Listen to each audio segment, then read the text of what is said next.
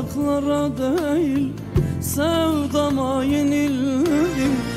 Ben yıllara değil, yalnızlığa yenildim. Ben hayata değil, tek sana yenildim.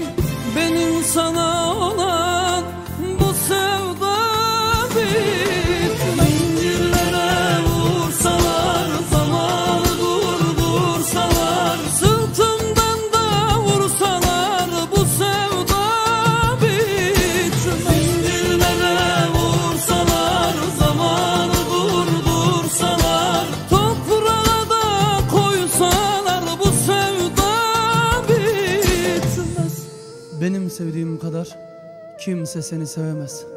Benden başka hiç kimse uğrunda ölemez.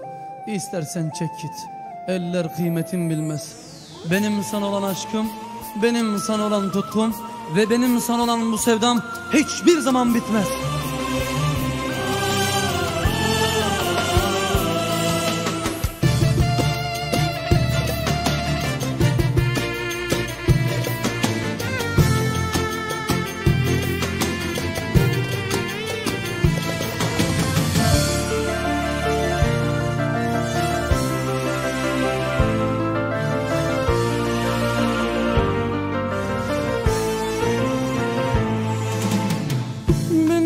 Sevdiğim kadar kimse seni sevemez.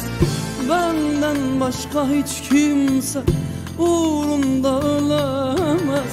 İstersen çek git, eller kıymetin bilmez. Benim sana